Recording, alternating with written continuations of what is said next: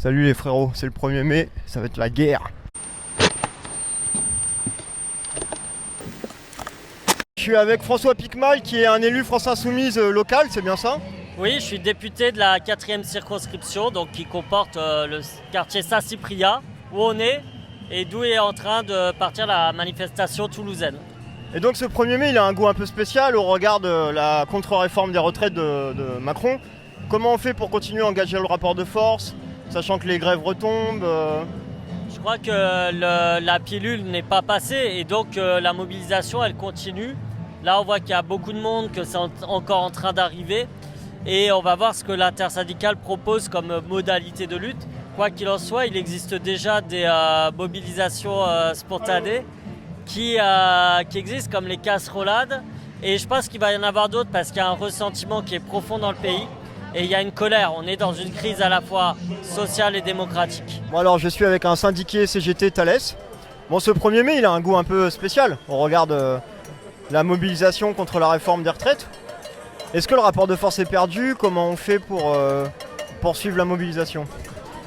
Non, le rapport de force, il n'est pas perdu. Toutes ces luttes menées, elles ont certes un coût pour beaucoup de salariés, mais aussi ça nous permet de structurer le mouvement. Et puis c'est pas terminé. Là, aujourd'hui, ce 1er mai, il démontre une fois de plus que non, les salariés et la population, globalement, ne tournent pas la page. Qu'on a toujours soif de progrès social et que cette contre-réforme des retraites, ce retour en arrière, eh bien, on n'est pas prêt de l'accepter globalement, quoi.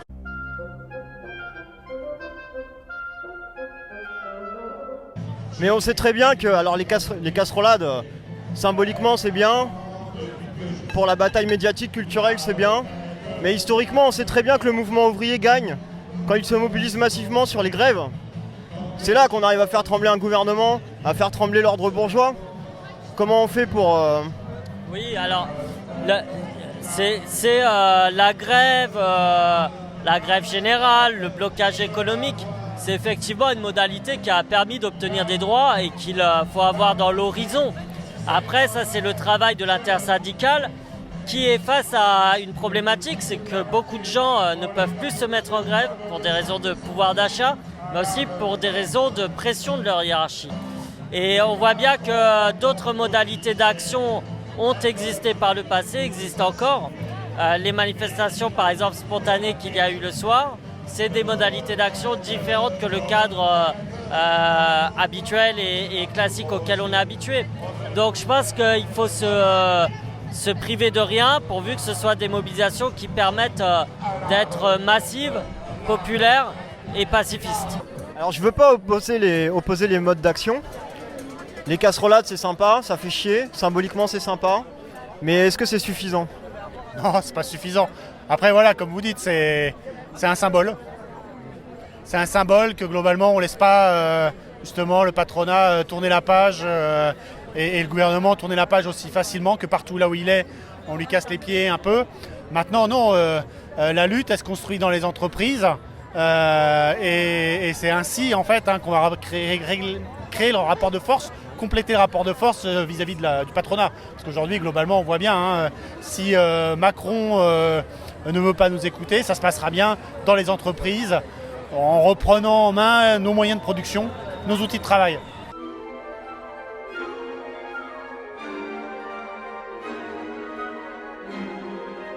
Malheureusement, moi je veux pas opposer les modes d'action, tout est bon à prendre. Malheureusement je trouve qu'il y a quand même une impuissance au regard de ce que le mouvement ouvrier a pu engager comme rapport de force historiquement. Mais 68 pour rappel, c'est une semaine d'intensification de la grève. On passe d'1 million de grévistes à 10 millions en une semaine et on fait trembler le gouvernement en une semaine. Voilà, on n'est pas du tout dans ce cas de figure et je m'inquiète de ça. Voilà. Non, on n'est pas dans ce cas de figure, mais chaque exemple historique a sa vérité. Mais 68, c'est une époque où le Parti communiste est quasiment le premier parti de France, où il y a une conscientisation et aussi une classe ouvrière unifiée. Et donc, c'est des données qu'on n'a plus aujourd'hui. Il y a eu une atomisation du salariat et de la classe ouvrière qui fait que c'est beaucoup plus compliqué de mobiliser sur des gros secteurs qui tiendraient tout. Ils se mobilisent, évidemment. ils ont fait l'effort et nous on a participé aux caisses de grève, mais on est face à des problématiques nouvelles. Et je pense qu'il y a une reconstitution qui prend du temps. Il faut réorganiser la classe des travailleurs. Avec sa nouvelle configuration, ses nouvelles stratifications sociales, malgré son atomisation. Je crois que c'est un constat que tout le monde fait. Et tout le monde cherche la solution à l'équation. Et bien sûr, tout le monde peut avoir un avis, mais on voit que dans les faits, c'est parfois compliqué. Donc il faut réfléchir à ça. Et nous, notre rôle, chacun a son rôle. Les syndicalistes qui connaissent mieux que moi la manière dont, dans une boîte, on peut ou pas déclencher une grève, par où il faut passer. Et moi, en tant qu'élu et député, mon rôle, c'est quoi? C'est d'être en soutien des gens qui se mobilisent et d'être contre la résignation. Nous, on doit avoir de l'espoir pour 10, c'est notre rôle. Parce que tant qu'il y a de la vie, il y a de la lutte. Et on sait que c'est par la lutte, qu'elle soit dans les grèves de travailleurs ou autres, qu'on obtient des droits nouveaux pour nous et pour les générations futures. Mais on est quand même un peu impuissant, c'est-à-dire qu'on a du mal à organiser les travailleurs, le mouvement ouvrier. Et on a du mal à faire embrayer les gens. Pour rappel, mai 68, j'arrête pas de faire ce rappel aujourd'hui, mais en une semaine, on a une intensification de la grève. On passe de 1 million à 10 millions de grévistes, et c'est ça qui fait trembler un gouvernement et l'ordre bourgeois. Malheureusement, aujourd'hui, on n'arrive pas à faire ça. Et on est un peu démunis, quoi. Ouais, c'est vrai que la comparaison peut sembler difficile. Maintenant, voilà, la société a évolué depuis. Moi, je me souviens aussi que certains de mes aïeux me disaient que, bon, en 68, il ne faut pas non plus idéaliser. Il y a beaucoup de gens qui étaient en grève parce que tout simplement, il n'y avait plus d'électricité. Et du coup, on s'arrêtait. Donc, quelque part, les choses, elles sont ce qu'elles sont. Aujourd'hui, même dans le privé, même si on n'en parle pas, il y a eu des mouvements assez rares ces 40 dernières années. Est-ce que c'est suffisant? Non. Mais on travaille tous pour continuer à appuyer cette problématique, quoi, et développer ces mouvements. Et donc, moi, je continue de toute façon à penser que d'une manière ou d'une autre, ça va se passer dans les entreprises. Que le pouvoir et les revendications, on les gagne dans les boîtes et pas autrement, quoi. Regarde, Le problème, c'est que revenir là-dessus, c'est remettre en question la grille de lecture marxiste et le sujet révolutionnaire historique qu'est le prolétariat. Si on remet en question le fait que ce soit le travailleur qui tient le rapport de force, et qui est le sujet révolutionnaire historique, ça laisse place à d'autres interprétations du réel qui sont problématiques. Moi, je pense au travail de Marcuse dans les années 70, qui a été un peu oublié, mais qui a vachement intellectuellement alimenté un climat aussi accompagné, on va dire, un climat contre-révolutionnaire qui a remis en question comme ça, et qui a mis des bâtons dans les roues, au final, intellectuellement, dans le mouvement ouvrier, les organisations syndicales, etc. Maintenant, ce qu'on voit, et pour moi, très concrètement, au quotidien, c'est qu'on a affaire finalement à côté de nous, parfois, à d'autres organisations qui considèrent qu'aujourd'hui, les salariés et leurs représentants sont des partenaires du patronat. Et ça aboutit finalement à simplement, comme on dit, négocier le poids des chaînes, pour résumer.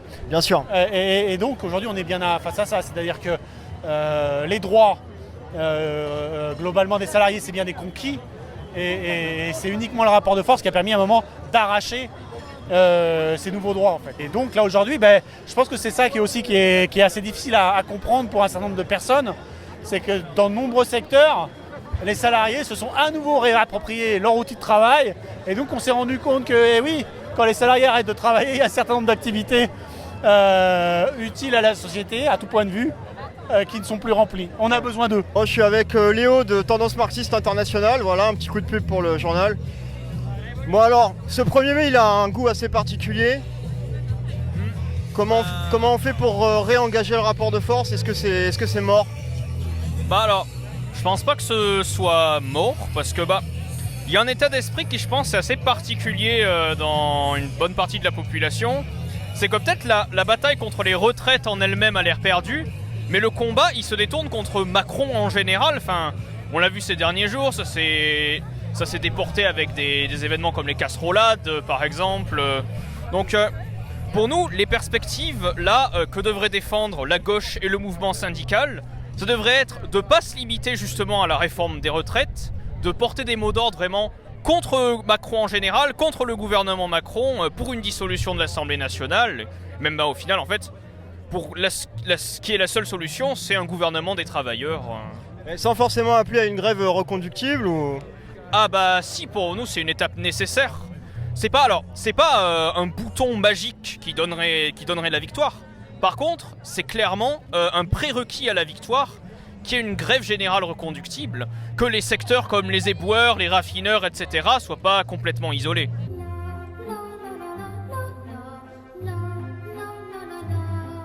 Mais est-ce que les travailleurs dans leur ensemble sont prêts pour cette grève? On a bien vu que ça prenait pas. Comment on fait? Je pense que beaucoup sont prêts pour des grèves. Après, bon, évidemment, il y a plusieurs facteurs.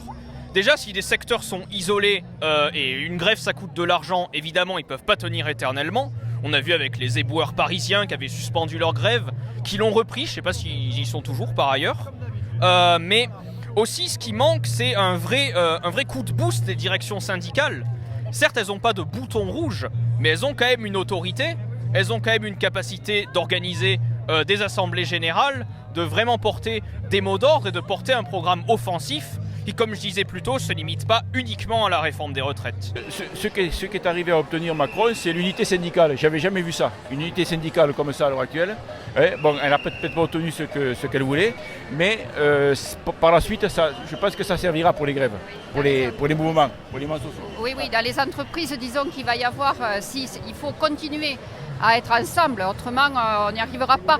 Mais ceci dit, moi je pense qu'effectivement, vous dites que ça n'a pas d'impact, je suis désolée, mais moi je pense qu'effectivement cette solidarité qu'il y a au niveau des syndicats et autres, c'est déjà une victoire, parce qu'il a tout cassé, il a cassé au niveau de la gauche, il a cassé au niveau de la droite, il est temps de se rassembler tous pour pouvoir, disons, continuer.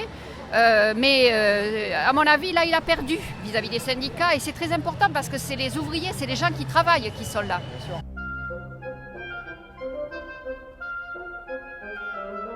Dernière question, tu t'inscris toi personnellement dans une tradition trotskiste. Vous êtes très critique des syndicats. Comment on fait pour les radicaliser? Est-ce qu'on peut vraiment attendre tant que ça d'eux?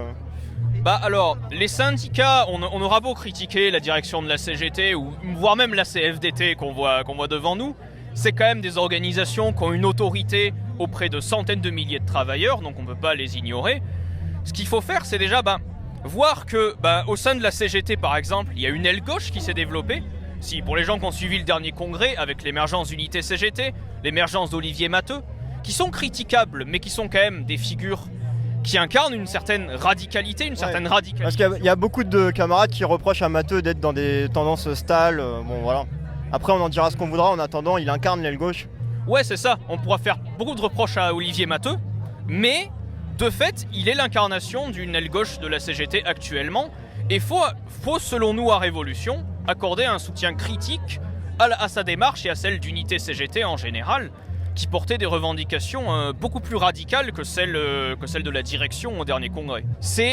Pour nous, c'est une première étape. Après, évidemment, à un certain stade, ce sera aussi le rôle des militants marxistes eux-mêmes de s'impliquer dans les syndicats pour y porter un programme radical et pas forcément les changer de l'intérieur en soi, mais aussi gagner des dizaines de milliers de travailleurs à des idées beaucoup plus radicales. Alors oui, vous parliez de cette intersyndicale historique, c'est intéressant parce qu'effectivement Macron est tellement offensif qu'il a réussi à braquer, à radicaliser la CFDT. Exactement. Qu'est-ce qu'on peut en dire? Et on peut en dire que, disons que là c'est une victoire énorme à mon avis, parce que ça rassemble vraiment le monde du travail et que c'est à partir de là, parce que 68 vous l'avez rappelé, 68 aussi c'était parti des étudiants, puisqu'on était témoins là nous. Et c'est vrai qu'après, le monde du travail s'est révolté aussi et ça a abouti quand même à des réformes énormes. Parce que depuis 68 c'était vraiment quelque chose de, on va employer le mot que vous avez employé, révolutionnaire.